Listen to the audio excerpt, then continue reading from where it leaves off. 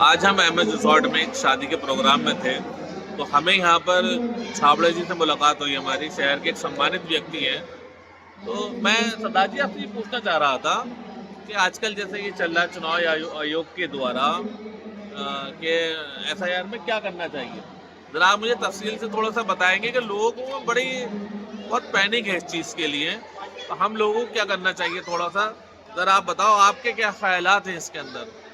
सबसे पहले मेरे ख्यालात अपने फारूक भाई को शुक्रिया अदा करने का है, जिसने हमें इस अच्छे प्रोग्राम के अंदर बुलाया। अच्छा, ठीक है। इकबाल भाई चूंकि हमारे पुराने मित्र हैं और एसआईआर से जुड़े हुए व्यक्ति हैं, सोशल वर्कर हैं, समाज के कोई भी वर्ग हो उसके अंदर हमेशा सम्मिलित रहते हैं। अरे शुक्रिया। इनके लिए कोई जाति धर्म नहीं है, इनके लिए सबसे बड़ा धर्म है इनकी इंसानियत है शुक्रिया। और हम इस इंसानियत को सलाम करते हैं। शुक्रिया बहुत। और जहाँ तक एसआईआर का सवाल है, मेरा ये मानना है कि देश के हर नागरिक को एसआईआर के अंदर भाग लेना चाहिए।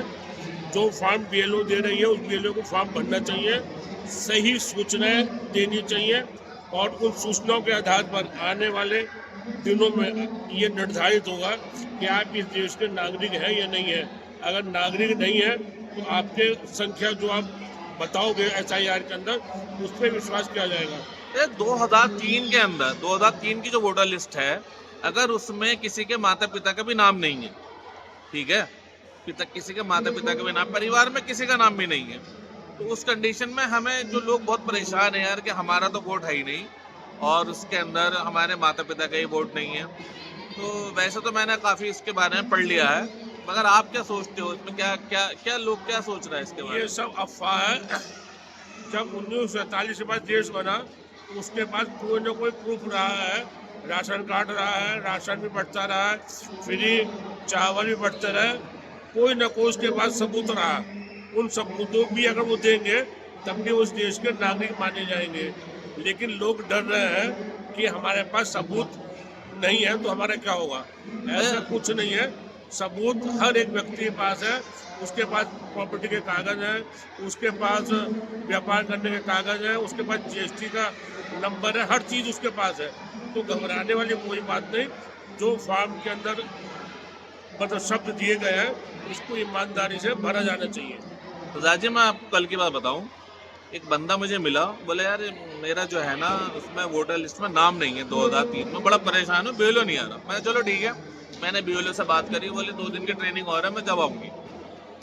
आज वो मेरे घर आ गया शाम को घर आने के बाद मैं उसको बोला भाई इतना परेशान क्यों हो तुम? बोला मुझे 3 दिन होगा सोए हुए और मुझे नींद भी नहीं आ रही, मेरा वोटर लिस्ट में नाम नहीं है। मैंने, तुम अभी बैठो, मैं उसे अपने घर में ले गया अंदर, अपना सिस्टम मैंने खोला और 2003 की जो वोटर लिस्ट है वो मैंने डाउनलोड करी चुनाव आयोग की जो वेबसाइट है उस पे से।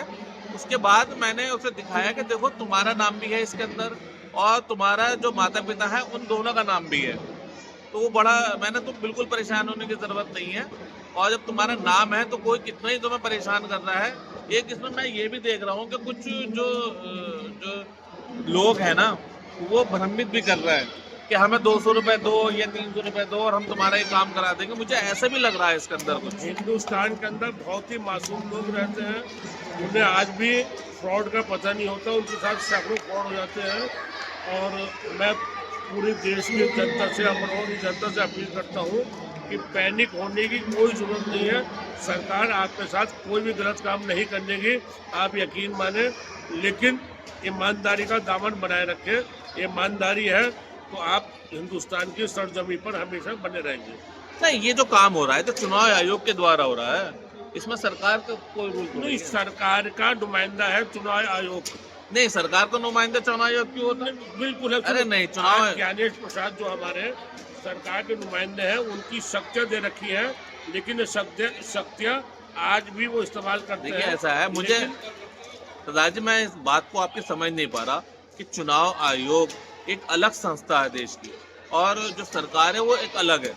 सरकारें बनवाने का जो काम है वो चुनाव आयोग का है, ये कह सकते ये हो? पता ना कौन भ्रमित कर रहा है। हिंदुस्तान के अंदर जितनी भी संस्थाएं हैं वो सब सरकार के अधीन है। स्वतंत्रता नहीं, चुनाव आयोग सरकार का अधीन नहीं बिल्कुल है। अधीन है। आप कहाँ से कह रहे हो चुनाव मैं आयोग? इसलिए कहता हूँ कि चुनाव आयोग अपनी भाषा नहीं बोल पाता। ये आप कह सकते हो, ये मैं इसमें अपनी भाषा मैं नहीं बोलेगा तो मैं ईमानदारी इसकी से डिटेल में बोलेगा। नहीं जा रहा कि वो किसकी भाषा बोल रहे हैं, किसकी नहीं बोल रहे हैं। मैं तो ये कह रहा हूँ कि सरकार से एक अलग जो संस्था है वो चुनाव आयोग है, इलेक्शन कमीशन। इलेक्शन कमीशन अलग संस्था होगी आपकी नजर के अंदर। मेरी नजर के अंदर वो सरकार के अधीन है। हिंदुस्तान का हर व्यक्ति सरकार के चलिए, अधीन रहता है। ये तो एक तो सबके हम दोनों को तो व्यू है ही कि हम आपकी सोच क्या है, हमारी सोच क्या है, मगर आज बड़े अच्छे एक मौजू पे बात हो गई क्योंकि लोग आजकल इसकी वजह से ज़्यादा परेशान हैं। और मैं देख रहा हूँ कि शहर के बहुत अच्छे लोग, सामाजिक लोग और जो लोग इस फील्ड में काम कर रहे हैं उनको इस फील्ड में काम करने की बहुत अधिक ज़रूरत है क्योंकि लोग परेशान बहुत हैं इस वजह से कि क्या होगा। ऐसा कुछ नहीं है, घबराने की बात नहीं है, सबके साथ कुछ गलत नहीं होने का। आप अपने जो डॉक्यूमेंट्स हैं वो पूरे तैयार रखें। जो फ़ोटो जो इसमें लग रहे हैं, 2 फ़ोटो एक वाइट बैकग्राउंड पे तैयार करके अपने पास रखें और जो आपके आधार हैं या कुछ और भी जो दस्तावेज़ हैं जो इसमें लग सकते हैं उनकी सबकी फ़ोटोकॉपी करा के आप अपने पास रखिए। जब आपका बीएलओ आपके पास आए, आपके घर पर आए तो आप उसको दिखाएं, जो जैसा वो कहे वैसे करें, ठीक है। घबराने की कोई ज़रूरत नहीं है। शहर के उन सभी सम्मानित सामाजिक संस्थाओं से जुड़े हुए लोगों का मैं एक बार फिर शुक्रिया अदा करूंगा। और मैं एक बात और बता रहा हूँ आपको, मैंने ये सोच रखा है कि जो भी इसमें सबसे अच्छा काम करेगा सदा जी इस फील्ड के अंदर, एसआर के अंदर जो काम करेगा सबसे अच्छा, मैं और हम जज्बा फाउंडेशन की जानिब से उसमें एक प्रोग्राम कराएंगे बाद में और उससे सम्मानित करने का भी काम करेंगे जो लोग इसमें बढ़ चढ़कर अच्छा काम कर रहे हैं, लोगों की मदद कर रहे हैं। मैं विश्वास दिलाता हूँ लायंस क्लब हम लोगों की ओर से, हमारे लायंस क्लब के अध्यक्ष फिरोज कमाल अब्बासी है, जिसको इकबाल भाई कहेंगे कि ये लोग एसआईआर के अंदर अच्छा वर्क किया है। हाँ, तो लायंस क्लब के अध्यक्ष के माध्यम से उनको एक अच्छा पुरस्कार दिया जाएगा। जी, जी, जी। ये मेरा वादा है आपसे। बहुत बहुत शुक्रिया और बहुत अच्छी बात आज हमारी दोनों की रही। शादी का प्रोग्राम था, नहीं तो बहुत कम वक्त है, लोगों के पास मिलना नहीं होता। शादी में तो लोग एक दूसरे से मुलाकात कर लेते हैं।